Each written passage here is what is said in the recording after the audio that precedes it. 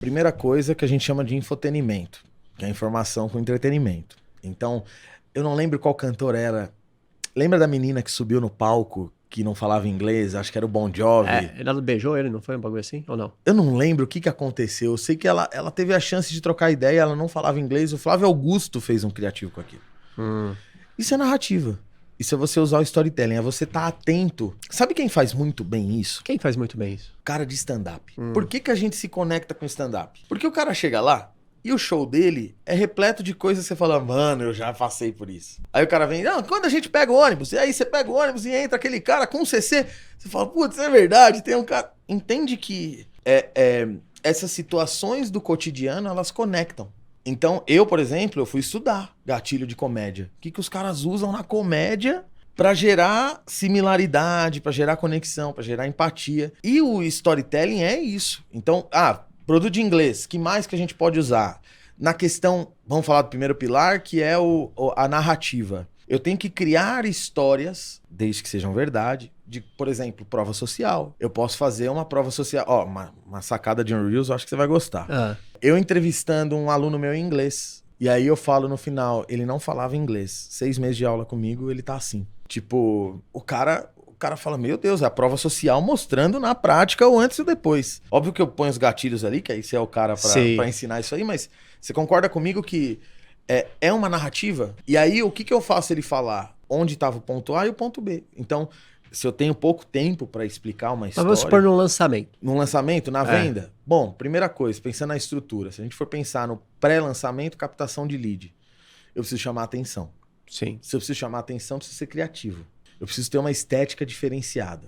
Então, o que é uma estética diferenciada? Eu ter uma câmera de cinema? Não. Cara, numa parede branca, um par LED. Anota, quem tá assistindo aí, anota aí. Par LED. Você compra no Mercado Livre. Compra um bom, porque os ruins, a ventoinha faz muito barulho. Tá. E aí zoa aí no fica áudio. um áudio ruim. Mas um par LED roxo no fundo da sua parede, com uma prateleira e alguns itens, e a câmera aqui com um ponto de luz, você já tem uma estética cinematográfica. Outro recurso de estética, pra gente matar a estética, é sempre filme do Shadow Side. Que isso? Shadow Side é o lado da sombra. Pra podcast assim tá tudo bem. Mas eu tô olhando pra você aqui, o seu lado esquerdo do rosto é o lado que não tem incidência de luz. Esse o esquerdo, o meu esquerdo, né? Tá. O seu direito. Então a minha câmera estaria aqui. Entendi. É isso que o cinema faz. O cinema sempre tá usando a área de sombra pra filmar. É uma linguagem cinemática. Então são princípios estéticos que são simples. Eu posso usar uma luz mais quente. Eu amo luz quente. A luz quente, ela traz uma estética cinemática. Bom, não tem o cenário. Tá aqui, um fundo preto. Acabou, fundo preto é bonito, tem bom gosto, te coloca em primeiro plano. Então, quando você trabalha, primeiro essa questão estética, você cria uma identidade visual. Então, temos esse pilar. Questão narrativa. Eu preciso criar um movimento. Então, qual o nome da minha tribo? Eu preciso criar uma tribo. Preciso pensar no nome que os meus alunos vão ter. Que aí é onde eu mostro o ponto B, né? Então, ó, vocês estão nesse ponto aqui, mas vocês vão virar...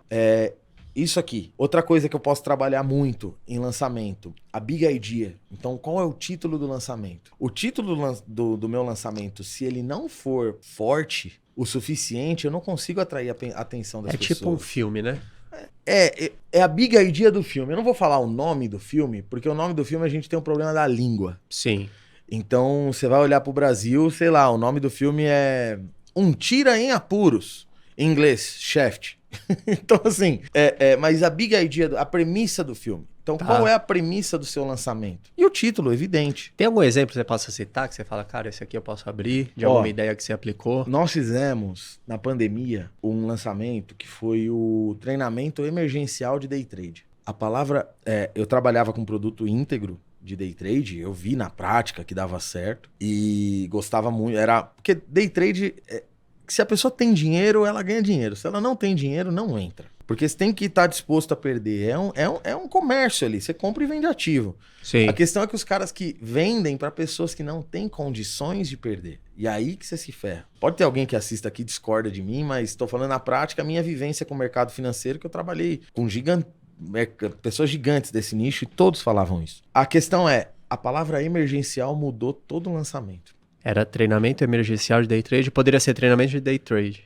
Mas o emergencial na pandemia pegou que tava todo mundo numa linha e colocou a gente em cima. É uma palavra, às vezes. Uma palavra. Então, uma palavra muda, uma vírgula muda um contexto inteiro. Então, quando você vai escolher um título, ele precisa ter promessa. Isso é outra parada legal. Não adianta você criar nomes por criar nomes. Tem o livro do Adams Óbvio, né, que eu gosto de citar, que ele fala da obviedade, que as coisas que dão certo são óbvias. Então, pense em nomes óbvios. É óbvio, eu tô lançando um curso no ano que vem, eu já comprei o domínio, que eu vou ensinar as pessoas a fazer vídeo com celular. E o meu domínio é videoscomcelular.com.br. Você já pegou, né? Já é tão Senão óbvio que o nome tava livre, cara. E aí eu falo, aí todo mundo alguém que tem o desejo... Não, eu falei, cara, esse domínio tá pego. Tava livre. Mas que nome... Aí, o que o Adams fala? Eu vou arrumar um investidor, né? Vamos dizer que eu tô procurando um investidor. Aí eu vou chegar pra ele e falar assim, vou lançar um curso ano que vem. Ele, é do quê? Vídeos com celular. Mas do que fala o seu curso? Eu vou ensinar as pessoas a fazer vídeo com celular. Hoje, quem não tem vídeo online, quem não tem vídeo não sobrevive. Você ficar fazendo foto em carrossel, você não vai vender. Desculpa quem é designer gráfico e vai discordar de mim. Você não vai vender. Hoje vídeo conecta. E você sabe os gatilhos que o vídeo tem que ter. Você é o mestre nisso. E aí, se eu chego para alguém inteligente o bastante, eu falo, eu vou investir. Agora, as pessoas querem achar um investidor e tal. É um exemplo que o Adams dá. Elas precisam montar um negócio muito complexo. E não, tudo que dá certo é óbvio. Então, o título óbvio com promessa é poderoso. Isso é o princípio de um lançamento, de uma narrativa de lançamento. O movimento. O que eu vou fazer com essas pessoas? Então, eu gosto muito, quando a gente vai analisar biblicamente, o que Jesus fez? Jesus criou um movimento. Ele tinha pessoas que seguiam. Ele tinha... E o que os caras fizeram para crucificar Jesus também? Movimento. Imagina que eu tô escrevendo um musical, que eu vou falar sobre Dimas, né? O ladrão que foi perdoado na cruz. Sei. E eu tô estudando muito, e ele era um reacionário. E muito interessante que a teoria mais aceita é que ele era um reacionário, parceiro de Barrabás. Por isso Barrabás ia ser crucificado com aqueles dois. Eles eram parceiros. Existe um estudo teológico muito grande em cima. Eu esqueci o nome da... Não tem o Simão Zelote? Sei. Os Zelotes eram reacionários, mas eles não eram criminosos. Eles lutavam contra Roma. Entendi. A linha de Barrabás era um judeu que não aceitava, eles matavam também. Se você não se unir a nós, você não merece. Então ele não era só um bandido. Ele era um reacionário contra Roma. Mas olha que louco. Os fariseus que estão ali quando vem Pilatos e fala, quem que vocês querem? Jesus ou Barrabás? Eles puxam, solte Barrabás. Peraí, aquela galera que tava lá, uma boa parte estava um dia antes, com os ramos ali apontando e Jesus passando no meio. Então, tudo é um movimento. Existe um barulho que eu preciso fazer. Quando você vê alguém falando assim, vamos acordar às 5 da manhã, você já viu essa estratégia algumas vezes. Eu criei essa estratégia. Na estratégia não, eu comecei esse movimento. Você começou o movimento? Eu comecei, no Brasil fui eu. Então, eu lembro, você me falou. Bom que eu trouxe o exemplo. O que você faz quando você faz esse movimento? Você consegue seguidores na palavra mais pura, que são pessoas que entendem. Isso é história. Eu tô contando uma história de quem tá acordando às 5 da manhã. Só que eu começaria uma live falando assim, meu Deus do céu, gente, dormi tarde ontem, eu tô aqui. Aí vamos lá, já eu pego no tranco, igual o Cuenca fala, Del Rei ligado e vamos nessa. E é isso. Então, um movimento é uma narrativa. Ele conta uma história. E se você olhar o movimento hippie, o movimento cristão... Como é que começa o movimento? Eu preciso de um chamado. Como é que seria a forma de eu começar um movimento, dar o start? Existe uma voz. Essa voz precisa ser falada. Tá. E o movimento precisa ter uma causa. Beleza. Movimento sem causa não tem... Eu preciso de uma causa. Precisa de uma causa. Vamos pôr um exemplo de dois movimentos, um que deu muito certo e um que deu muito errado.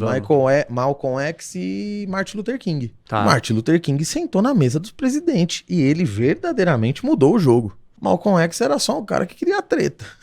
Ele não... Tipo assim... Não tinha causa. Não. A causa era nós somos negros e queremos descer a porrada em todo mundo. Malcolm X não, a gente quer igualdade. A gente só quer igualdade, a gente não quer ceder o nosso lugar. E como começou o movimento do Luther King? Quando Rosa Parks não quis dar o lugar dela para um branco no ônibus. E aí ela foi presa. Aí ela inspira Luther King a sair. Isso é um movimento. Então existe uma causa. Acontece alguma coisa, você vai lutar contra um inimigo. Existe um inimigo, então, antes, ou um problema. Um problema. E eu vou me levantar nesse movimento. Existe um inimigo. E eu vou me levantar contra isso. Ou a favor de alguma coisa. Anota o nome técnico, quem tá assistindo. Incidente incitante. Legal. Incidente incitante é o que faz com que o herói tome a decisão de mudar ou transformar aquela situação que ele tá. Meu nome é Elias Mamã e esse é um corte do Verdade Cast, o podcast que tem a missão de descobrir novas verdades sobre todas as áreas que vão te ajudar a crescer na vida. Para assistir o episódio completo, clica aqui e não se esqueça de se inscrever no nosso canal.